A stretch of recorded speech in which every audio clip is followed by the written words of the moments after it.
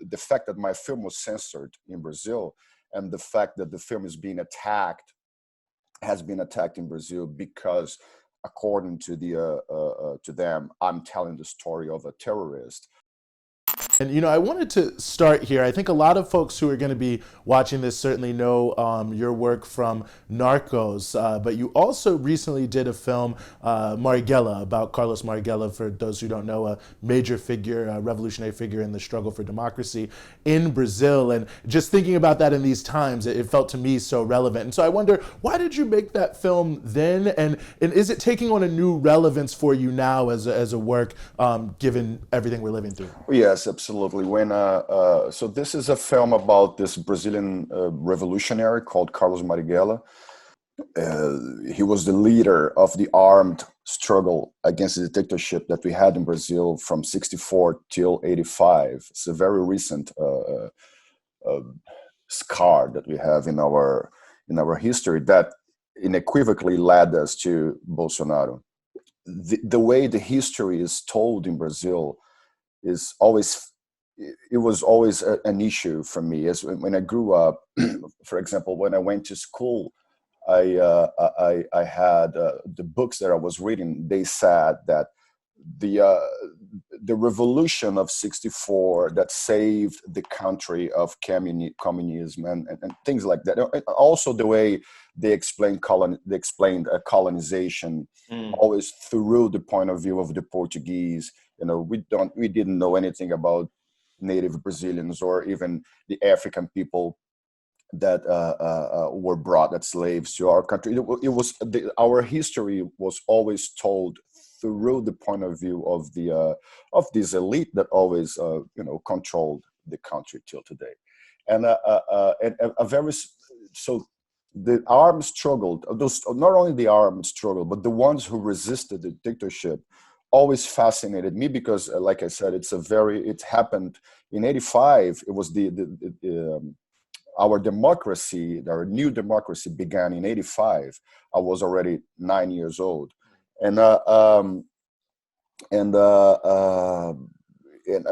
way that resistance was also told was like always in a very officially, always in a very bad perspective, which still, it's like today it didn't change much, so the resistance, the way my film, the fact that my film was censored in Brazil, and the fact that the film is being attacked, has been attacked in Brazil because, according to to them, I'm telling the story of a terrorist.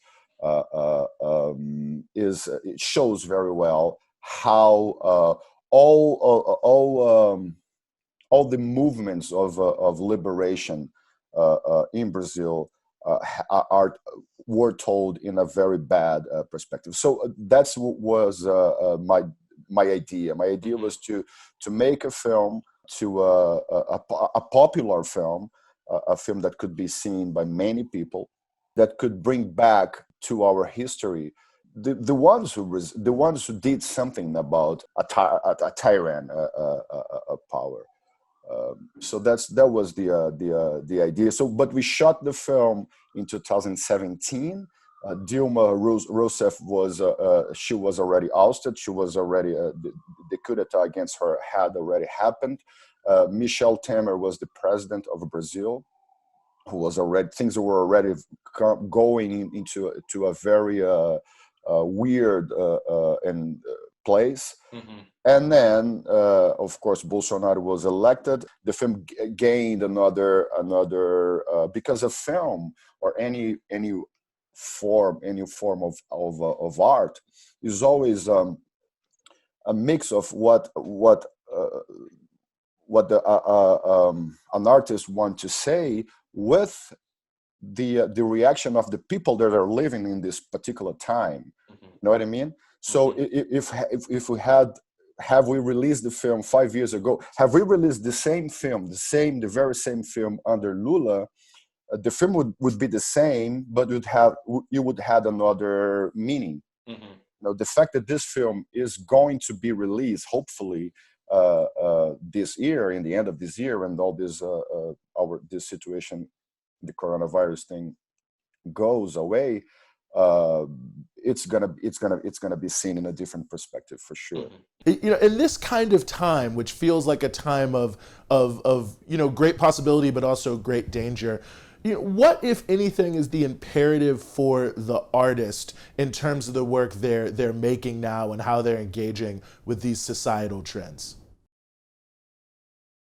I really think that in this topic moments is where great art happens, because what an artist do is absolute a reflection of what an artist see, and we don't know what the world is going to be after this. We are experiencing a very unique moment in our history. Um, of course, one thing for sure is that inequality is going to rise a lot. Is going to raise. We are going to see a steep rise of inequality in the world, and again, uh, uh, poor people are going to pay for uh, the choices that not only politicians around the world, but of the structure, the way the world is structured, to punish the more vulnerable. And I think this is going to be reflected in a work of in literature, in academics, and in art for sure. Maybe a bit more of a philosophical question here, but I had the opportunity to interview last week Petra Costa, the documentarian, and she made an interesting point in our interview that, perhaps one, at least potential positive element of all of us, so many of us being under lockdown, under quarantine, is that it could be a moment of social epiphany, I think she called it, where there really is an attempt of grounding the values, the processes, the practices that we really value as humans, since humanity seems to be so existentially at stake here. That was something that really spoke to me, and I've been thinking about it a lot since. So I was wondering, hearing something like that, how you respond to that sort of sentiment. I think she's right, but I think not everybody's paying attention on that. I think it's more like this. There is a personal, there is a social, and there is a personal way of seeing this. I think that this is a moment. This is a moment for absolute meditation and reflection, for sure. And of course, it's a moment to look at others and to look at, especially, I mean, my biggest concern is, of course, the more vulnerable ones, especially in countries like mine, like Brazil. So it's for sure a moment of solidarity and. But I think that above all, it's a moment to look, uh, that we should look at ourselves. That we should. It's a moment to have a very big examination of an internal examination of who who who we are, and what who you are, and what you want for your life. There will be a change. There will be a change. After this, we are going to experience something that's going to be close to a post-capitalism moment. I don't know what this is going to be. I'm not even saying that that we are going to go to a more fair and social society. But capitalism is going to change, I believe, after this. It's interesting that I was watching the other day a right winger in Brazil, a very these guys that read like Milton Friedman, and he was saying, something like, I don't care about ideology right now. I think that this is time where the state has to act and do something about. So it's proved for me. I mean, and I'm talking about not only about now, but in 2008 and all the biggest economic crises in the world. This way of thinking it only values when we are not in a crisis. Right, when there is a crisis, so the state has to save the banks, we have to save the companies, we have to, of course, for the ones who are paying attention on what's going on. I think it will bring an internal change and at least an internal evaluation. I mean, I know filmmaking is probably all over the place now, but anything that you have coming up that you want people to be on the lookout for? Yes. On Netflix now on April 17th, there is a film that I did about this, which is I have this sort of ambitious and political project of making films about Latin people that don't reinforce stereotypes. And the first film that I produced and I act in it is a film called Sergio, about Brazilian diplomat Sergio Vieira de Mello, who was a very important person in the history of the UN. I would say that the history of the United Nations is one after and one before Sergio de Mello. He was sent to Iraq. He was the High Commissioner for Human Rights when he was sent by Kofi Annan to Iraq, even with the UN being against the American invasion. And so he was sent to Iraq to help rebuild Iraq.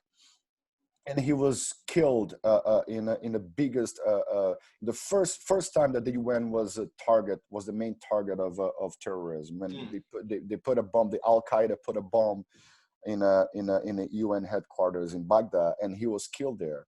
And so the film tells the story of this guy who was a humanitarian guy, a human rights guy, and especially a guy who had a world leader who had empathy, which is something that I feel that this is what really lacks in politicians nowadays. You know, it's a guy who could see people as people, not as numbers, not as statistics, not as anything else, but he could see, you know, who people were.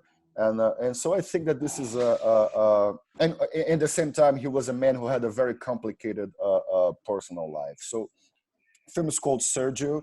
It's a Netflix film, and it's going to be released now on April 17th. Excellent. Well, right on time for those of us who are in quarantine. Wagner Moura, thank you so much for joining us here on Breakthrough News. It was a pleasure, Eugene.